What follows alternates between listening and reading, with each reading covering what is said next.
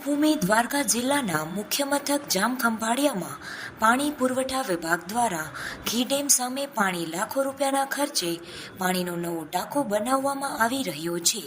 આ કામગીરી દરમિયાન તંત્ર દ્વારા કોઈ પણ જાણ કર્યા વિના નજીકમાં આવેલા કોળી સમાજના વર્ષો જૂના સ્મશાનમાંથી જેસીબી મશીન વડે બાળકોની સમાધિ હટાવી દીધી હોવાના પરિવારજનોના આક્ષેપ સાથે કોળી સમાજમાં ભારે રોષ ભભૂકી ઉઠ્યો છે। ભારે દુઃખ સાથે બાળકીના પિતા રમેશભાઈએ પોતાની બાળકીની સમાધિ હટાવી દેવા અંગે તંત્ર દ્વારા વહેલી તકે ન્યાયની માંગ કરવામાં આવી છે।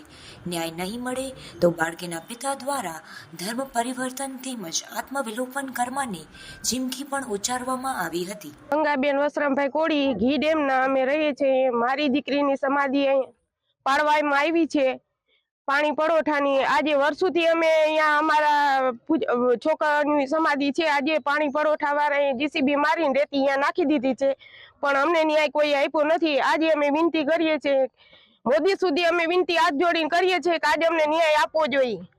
આજ વર્ષોથી અમે ઘી ડેમની બાજુમાં ઘી ડેમ અહીંયા રહીએ છીએ, પણ તોય અમને ન્યાય આપ્યો નથી। આજે અમારી સમાધિ મારી ખુદની દીકરીની સમાધિ છે, અહીંયા એ લોકોએ કામ ચાલુ કર્યું છે, રેતી નાખી છે અને જીસીબી થી અમારી સમાધિઓ બધી હટાડી દીધી છે। તો અમે પૂજા ક્યાં કરીએ? અમારી દીકરીની સમાધિ ક્યાં ગોતીએ?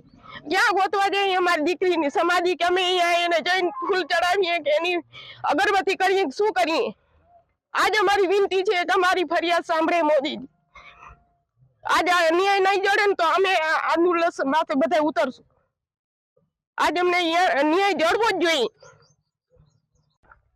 મારું નામ રમેશ ભીખા કોળી, હું અહીં શક્તિનગરમાં રહું છું, ઘી ડેમની બાજુમાં। આજ રાજા સાહેબ વખતે અમારા સમાજમાં સ્મશાન આવેલું છે। આજે બાજુમાં નગરપાલિકા પાણી પુરવઠા આજે એ લોકોએ બાજુમાં કામ ચાલુ કર્યું। આજ કેટલા વર્ષોથી અમારું સ્મશાન અહીં આવેલું છે। 5 વર્ષથી હું મારી દીકરીની સમાધિ ઉપર તિથિ ઉજવવા માટે કાયમીના માટે વર્ષો હું અહીંયા ફૂલ ચડાવવા આવતો જ હોઉં, દૂધ ફૂલ ખીર બધું આ તે। પણ આ વર્ષે 17 તારીખે હું આવીને જોયું તો અહીં તો મારી દીકરીની સમાધિ નથી। અન્ય કોઈ પણ અહીંયા તો બોરી સમાધિ હતી, પણ બધી બકેટ મારી અને હટાવી નાખવામાં આવેલ છે। હવે અહીંયા 17 તારીખે જોયું મેં તો મારી દીકરીને અહીંયા સમાધિ હતી નહીં। પછી આ લોકોને સાહેબને મેં જાણ કરી, મેં સાહેબ તમને આ સમાધિ હટાડવાનું કોણે કીધું?